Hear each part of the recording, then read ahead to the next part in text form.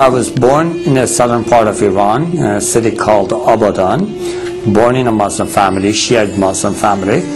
My grandfather was a Muslim leader, and he had 19 children, and out of 19 children, he had 84 grandchildren.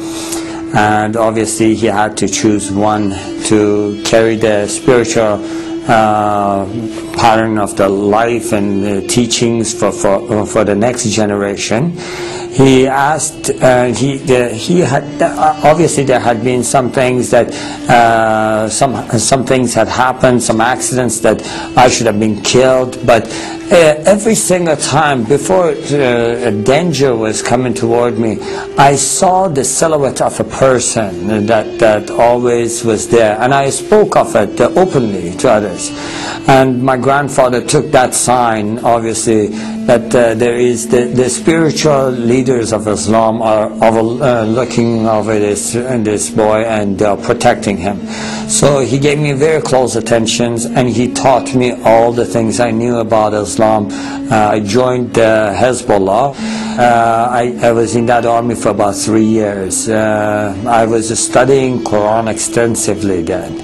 My grandfather actually sowed this seed in my heart that I should share Islam with the poor misled Christians, you know, that have gone astray, and obviously remind and be a spiritual leader to our family outside Iran.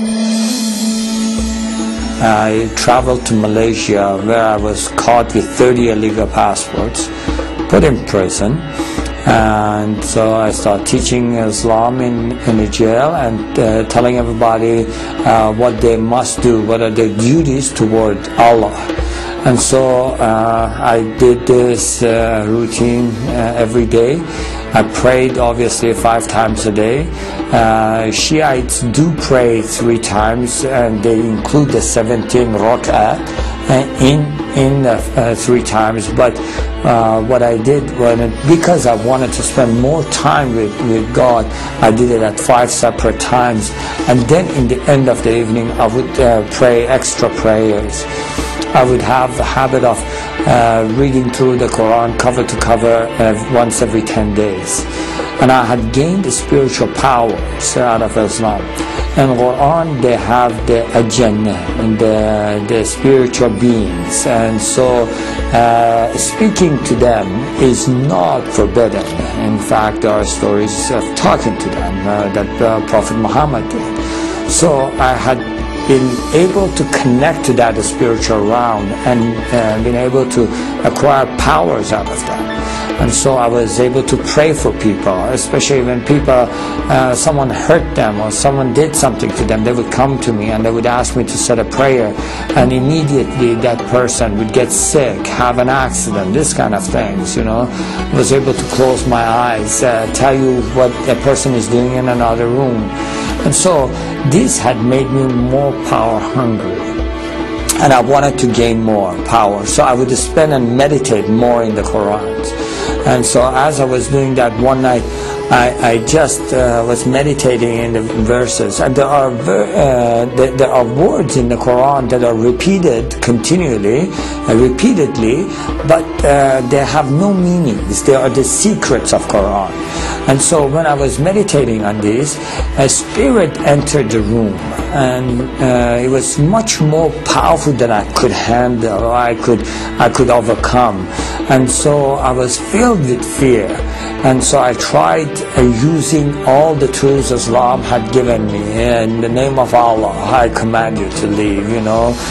Satan, I rebuke you, kind of things. And I used all those, and nothing was helping. At that moment, I was totally desperate, and I felt like it is choking me, choking the life out of me, and I felt like I'm dying in that cell. And I just cried out to the heavens, and I said, God, in Farsi, Khuda, help me. And immediately I heard a voice, just as clear as you hear my voice today, saying, bring the name of Jesus. And at that moment, I really seriously did not give it 1 second of thought. I just was, I feel like going back, I was drowning. A man that is drowning, you throw a rope, they would never question you about the color of the rope. And just grab on. And so I did. I said, Jesus, if you are true, show me yourself. And to this day, I have no idea. Obviously, going back, I'm thinking, why did you word it that way? Why didn't you just say, Jesus, help me? I don't know why, but that's the way it came out. And before I was finished with the sentence, everything was back to normal. Now, that was not my conversion. That was the beginning of my confusion. Why would Jesus help a Muslim? Now, I had done everything in my power to be a good Muslim. I had already tried to go and commit myself to, in the way of Allah and be a martyr for Him, you know, walking on the mines. And so the government of Iran is used to issue the people that are fadai, or the ones that are willing to give themselves, to sacrifice themselves, a special Quran that had the stamp of the government. And I had participated in the executions by hanging. You know, I had done everything that I thought I must do against the infidels, and anything and everything I must do to share Allah with others. So I knew that something is wrong, and that was not because I doubted Allah or doubted Islam or anything. I fully believed, and I didn't know what that is, and it just confused me. And so I tried to just forget about it, you know. But that question, why would Jesus help a Muslim? Why would Jesus help a Muslim? That would just keep coming at me. I believe in Muhammad, the last prophet, I would think, in the perfect religion. Why would Jesus come to help me? And so that 2 weeks period, I just got really confused, and I said, okay, I'm going to pray and fast and ask God Himself to show me the path. Obviously, I thought at that moment, and there are verses and things taught in the Quran that says the ways of Allah are many, and no matter what part and what part of the mountain you climb, you always come to the same mountain top.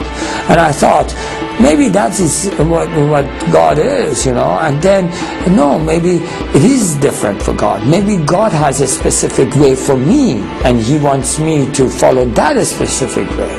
So I thought, I will never find out unless I ask this question. So I did. I prayed and fasted, and from the bottom of my heart, with all my strength, I asked, God, what is it that you want me to do? What way is it that you want me to follow?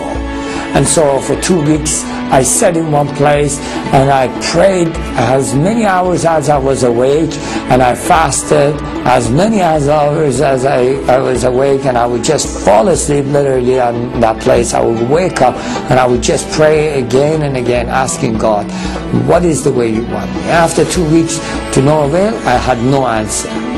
And I really got frustrated. I just thought, forget it, you know, what is this? I have no chance of finding out what He wants. I don't even know if God exists. And I have wasted all my life. I have been afraid all my life, you know, trying to do everything that would please Allah. And now He confuses me. If Allah is all great and He sees the heart, He knew in my heart I love Him. And what matters if I call Him whatever name I call Him? He knows in my heart I love Him. And if it does matter to Him, I ask Him. For 2 weeks I sat, prayed, and nothing happens. So, you know what? I'm going to go do my own thing. I'm going to go walk my own path. I'm going to do what pleases me. Obviously, at that very moment, I felt the power of God filled the room. Now, in Islam, the greatest sin you can commit, and you can never be forgiven for that, is doubting God Himself, doubting His teachings, doubting His prophet. And I had done that.